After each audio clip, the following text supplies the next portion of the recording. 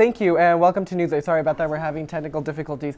What I want to talk about right now are the best and worst movies of 2010, since it's been a pretty rough year for that genre. The worst movie, I'm just going to go ahead and say it, it is a movie that was actually nominated for 3 Golden Globes. I don't know why, and it was A Tourist. Starring Angelina Jolie and Johnny Depp. I would love to tell you what the plot is. Unfortunately, there isn't one because nothing happens. So, it takes place in Venice. I don't know what else to tell you other than the fact that the script was god-awful with one of the most implausible endings I've ever seen.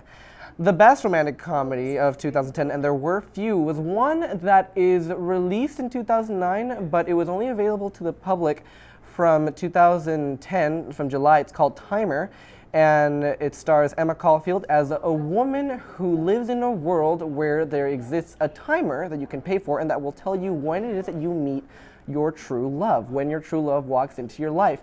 And first-time writer-director Jack Schaefer writes an adorable romantic comedy that has a bunch of questions of what the dating world is, what it means, its complications, and how, despite all its problems, we're better off without any additional help. Great movie, independent one. It didn't come out to theaters, only out on DVD, but you can buy it off Amazon, and you should do so. But that was the year 2010. We're now in the year 2011, and there is already a first rom-com that is being released today with a wide release. It's called No Strings Attached from Paramount Pictures, and it stars Natalie Portman and Ashton Kutcher.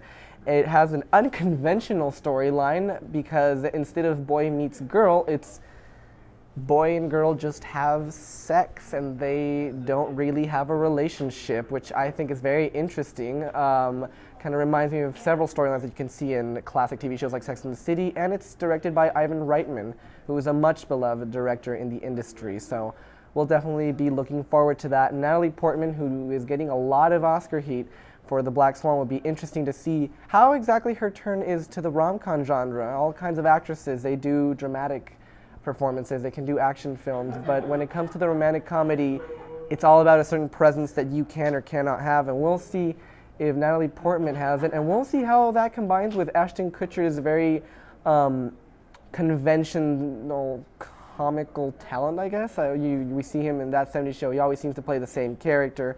I wonder how that's going to balance itself out with a comedy that's clearly a little more serious, a little less slapstick, a little more dialogue. We'll definitely see how that goes. But anyways, The Tourist is still out in theaters for you to avoid. Timer is out right now on DVD, and No Strings Attached is being released from today, so be sure to check it out. I'm looking forward to it. Back to you, Hannah and Lindsay.